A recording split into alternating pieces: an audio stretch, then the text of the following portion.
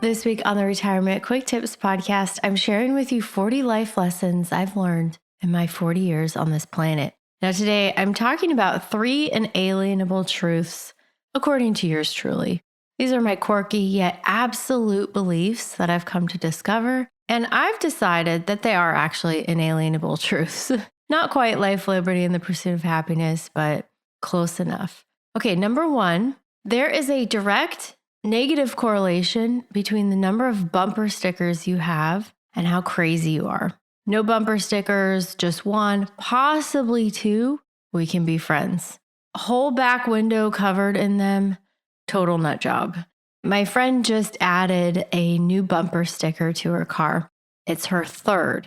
And I told her, I was like, ooh, I had to explain my theory to her. I was like, I'll let it slide, but just one more, and I might have to consider leaving this relationship. Now, my mom has 5. That's about right, actually.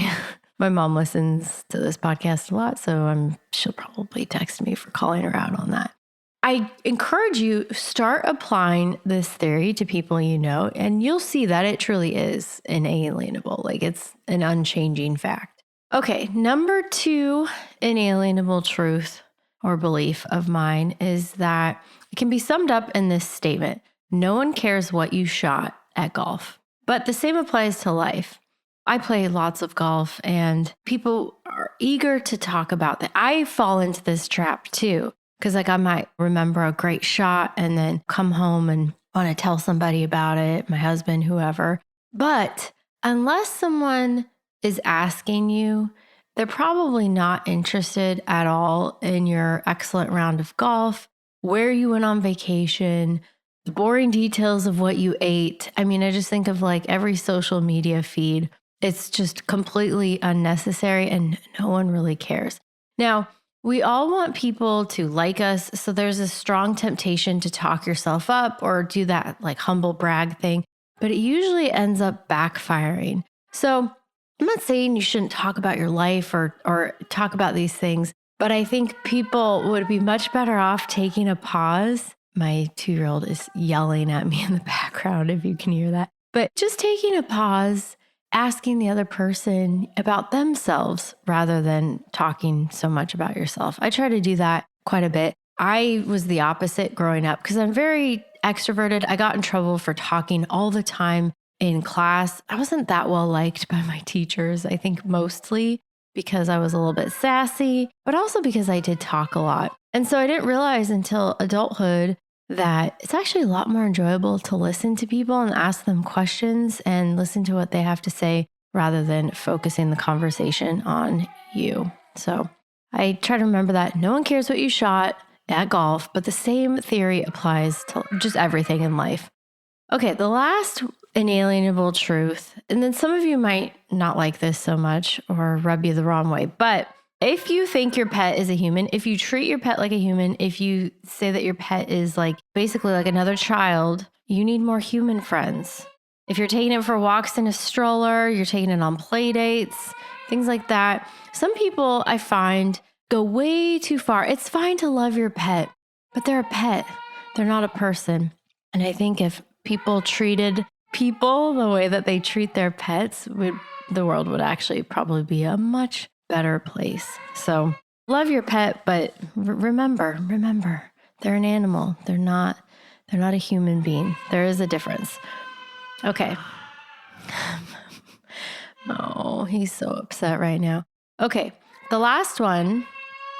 This is actually one thing I've learned from this podcast. It's not an inalienable truth. It might be, but one of the biggest unforeseen benefits that I've had from writing this podcast for the last 5+ years now is that writing, because I write out most of what I talk about, mostly not going off the cuff.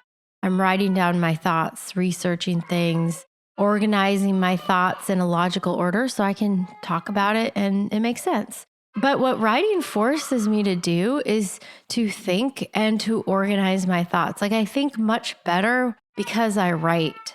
And there's other benefits, like sure, you may not be hosting a podcast and writing things down, but like keeping a journal, especially if you're bothered by something or even just sitting down and writing something out, Maybe you need to write out how someone has hurt you, or you need to kind of organize those thoughts and feelings because it's just circling around nonstop in your head. Like writing is a powerful tool for expressing your thoughts, your ideas, your feelings.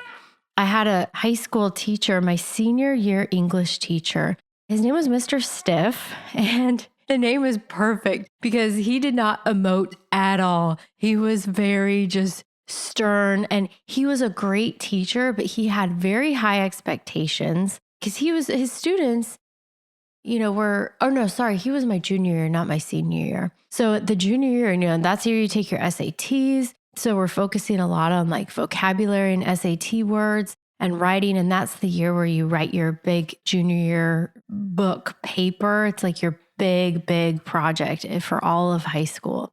I had him, and I remember getting his assignment, and I groaned because he is a tough teacher, and I wanted to be let off easy. But he gave me the confidence that I could actually write, and that has stuck with me ever since.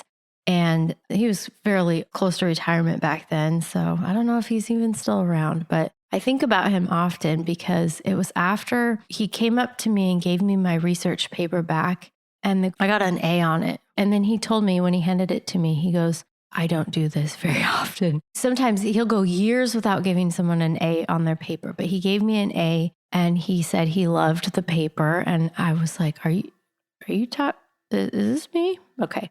So not to go back to the humble brag, but it does apply because I didn't think I was a good writer at all. I thought I had nothing interesting to say, but he totally changed my viewpoint of my writing. And so after that, I really relied on writing a lot more, not just for school, but for really just expressing myself. And I think most people, pretty much everybody, can benefit from if you're stuck on something, if you're having a hard time with something, if you're not clear on what you believe or think about something, if you're upset about something. Writing is so powerful to organize your thoughts and have some therapy around it too. It's wonderful. All right, that's it for today. Thank you so much for listening. My name is Ashley Michike, and this is the Retirement Quick Tips Podcast.